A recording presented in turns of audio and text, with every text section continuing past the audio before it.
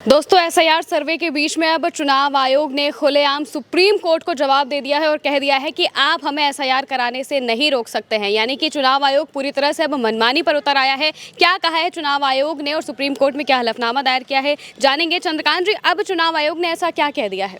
देखिए, supreme court की टिप्पणियों को बहुत गंभीर माना जाता है। अगर सुप्रीम कोर्ट किसी मसले पर कोई बात रख रहा है तो पूरा देश उसको गंभीरता से मानता है, सुनता है। लेकिन चुनाव आयोग की तरफ से एक हलफनामा दाखिल किया गया है सुप्रीम कोर्ट में, और उसमें क्या कहा गया है वो मैं आपको बता देता हूं।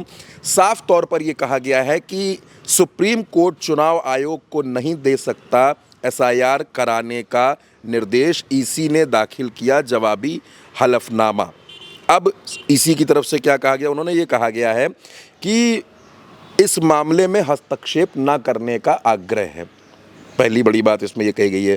आयोग ने कहा कि एसआईआर कराने का निर्णय उसका संवैधानिक अधिकार है और अदालतें इसमें दखल नहीं दे सकती हैं। ये बात महिमा साफ तौर पर इसमें कही गई है। और क्या कुछ हुआ वो भी मैं आपको बता देता हूँ। दरअसल ये जो हलफनामा इसमें दाखिल किया गया है उसके मुताबिक इसमें कहा यह गया है कि देश भर में संसदीय, विधानसभा या स्थानीय निकाय चुनावों से पहले समयबद्ध तरीके से एसआईआर कराने के निर्देश वाली जनहित याचिका को खारिज करने का आग्रह किया गया है। कि आपके पास ये जो याचिकाएं आ रही हैं जिसमें मांग की जा रही है कि ऐसे एसआईआर कराया जाए, ऐसे एसआईआर कराया जाए, ना कराया जाए, उनको आप खारिज कर दें। क्योंकि चुनाव आयोग ने ये कहा है कि देश भर में चरणबद्ध तरीके से एसआईआर कराने का निर्णय करना निर्वाचन आयोग का संविधान प्रदत्त विशेषाधिकार है।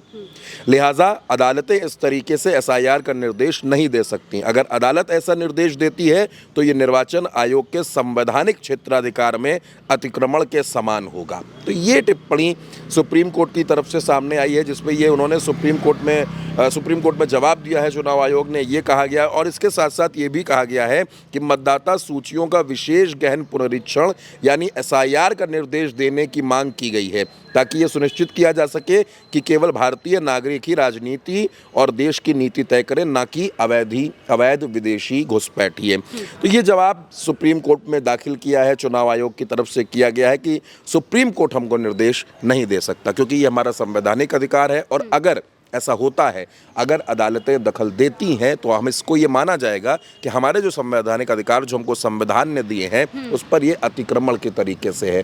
देखिए, आप ये देख रही हैं कि सुप्रीम कोर्ट में ये मसला लंबे वक्त से चल रहा है।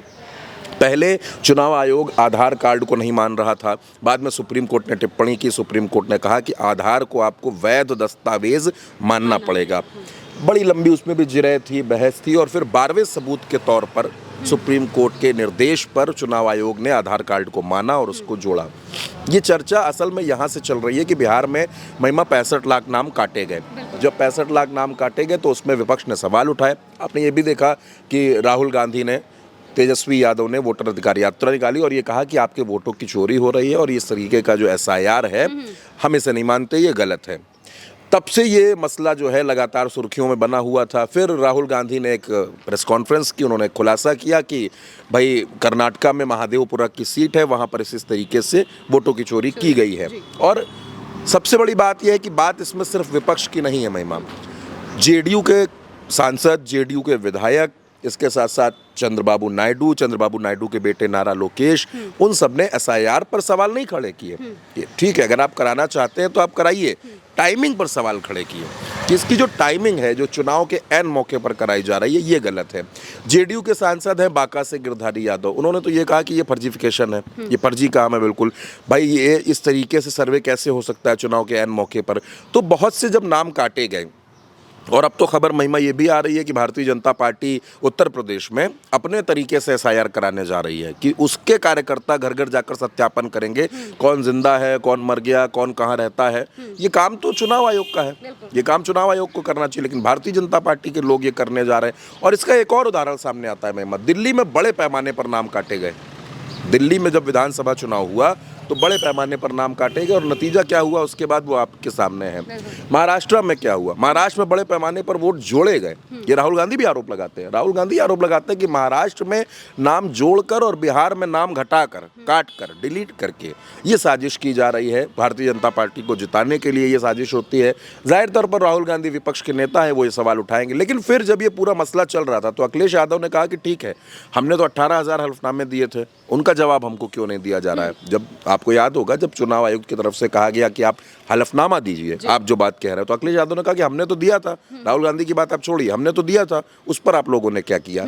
तो इस देश में इस समय का जो सबसे बड़ा मुद्दा है, ये वोट चोरी, एसआईआर, ये बना हुआ है। और उसके बीच में जब चुनाव आयोग की तरफ से ये जवाब आता है कि आप हमको इसके लिए टोक नहीं सकते, इसके लिए रोक नहीं सकते, और अगर आप ऐसा करते हैं तो हमारे संवैधानिक अधिकारों पर आप अतिक्रमण कर रहे हैं, तो बड़ा एक आपकी कह सकती है कि बड़ी बहस एक छिड़ गई है। एक ऐसा मसला शुरू हो गया है, एक ऐसा विवाद खड़ा हो गया है कि इस देश में अब जो वोटर्स हैं, आप किसी को भी संदिग्ध नज़रों से देख सकते हैं। आप देखिए कि वो संदिग्ध है कि नहीं है। और आपको मैं एक बात और बताऊं कि भारतीय जनता पार्टी उत्तर प्रदेश में जो सर्वे कराने की तैयारी कर रही है, जिस एसआईआर का जिक्र हो रहा है, उसमें एक पॉइंट और दिया गया। उसमें कहा गया कि ये पता लगाना है कि कोई बांग्लादेशी घुसपैठिया तो यहाँ पर वोटर नहीं बना हुआ है। मतलब सारी चिंताएं इस बात पर है कि घुसपैठिए कहाँ कहाँ वोटर बने हैं, कहाँ वोटर नहीं बने हैं। तो ये, और इसके बीच में सुप्रीम कोर्ट में जो ये जवाब दाखिल हुआ है महिमा, ये मैं आपसे कह रहा हूँ कि ये बेहद महत्वपूर्ण है जो टिप्पणी सामने आई है ईसी की तरफ से, क्योंकि एसआईआर लगातार विवादों में है। एसआईआर की टाइमिंग विवादों में है कि चुनाव से ऐन मौके पर आप ये चीज़ कर रहे हैं। अब इस पर ये देखना होगा कि सुप्रीम कोर्ट का क्या रुख सामने आता है, उसका क्या जवाब सामने आता है, क्योंकि जाहिर सी बात है कि उसकी टिप्पणी ज़रूर सामने आएगी। बिल्कुल। और अगर देखा जाए तो एसआईआर की जब शुरुआती सुनवाई हो रही थी, उस वक्त भी सुप्रीम कोर्ट ने कहा था कि अगर हमें कहीं से भी लगेगा कि ये नागरिकों के अधिकारों का हनन हो रहा है तो हम इसे पूरी तरह से रोक देंगे। लेकिन अब जब चुनाव आयोग ये कह रहा है कि आप हमें रोक नहीं सकते हैं, तो सुप्रीम कोर्ट का रुख जानना बहुत ज़रूरी हो जाएगा। इस पर सुप्रीम कोर्ट की कोई तीखी टिप्पणी भी सामने आ सकती है। अब देखना होगा कि सुप्रीम कोर्ट इस पर क्या कहते हैं। फिलहाल के लिए मेरे साथ इस चर्चा में इतना ही। आप देखते रहिए उल्टा चश्मा यूसी।